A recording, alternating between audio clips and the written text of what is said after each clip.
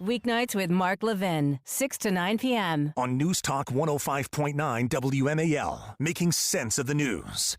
Yesterday, we gave you a preview of a committee meeting from the Loudoun County School Board where they were going to revisit the idea of having those cameras turned off during public commentary. That's because, well, they hate transparency and they're afraid of the parents, they're afraid of the taxpayers, and they don't want anyone who is complaining about the school board to actually be seen by the public. And I think, as you have pointed out, they also don't want the fact that it's a multi-ethnic, multiracial.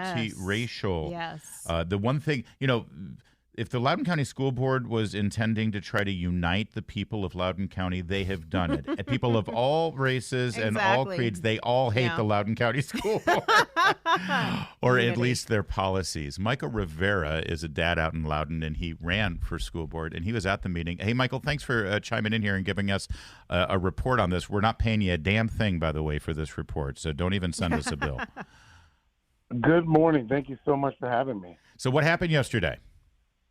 So I got there a little bit late, but someone was still giving public comment, and it was public comment related to the policy that they were looking at.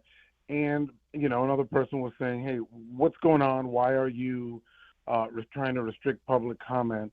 And then towards the end of the meeting, when they got to that agenda item, it was the last agenda item, which is a typical tactic of the school board, to put the critical agenda, the critical items at the end of a meeting, hoping that most people will leave. Well, we didn't. And so April Chandler gave a very flaccid statement about how she encourages public comment, but that many other jurisdictions have more restrictive measures. She didn't mention any of the names of those districts. So she just generally made it look like she did so much research, and that Loudoun County is so much better, and that our public comment period is just so much more free. But then Lauren Chernoff and Ann Donahue went on to make statements. Ann Donahue previously had said that she was worried about people being doxxed and the videos being used online, which is categorically false. And then Lauren Chernoff gave a very powerful statement with regards to the timing, the critical nature of public comment, the right of the people to speak. And she was on point in that there are very few ways for us to move the needle with the school board. And I've said it multiple times. 2 ways move the school board: extreme media scrutiny and litigation.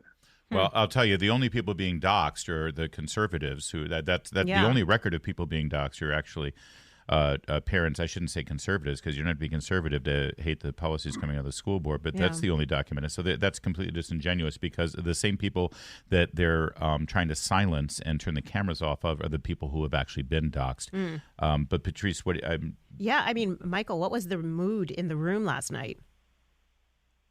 It was very somber, because we're all looking at each other, parents that have been involved, new parents that are getting involved, and it's just incredulous. We just don't understand why a brand new school board. There's a reason why, regardless of your political affiliation, there's a reason why the old school board is no longer around. They put in place bad policies. They had poor governance.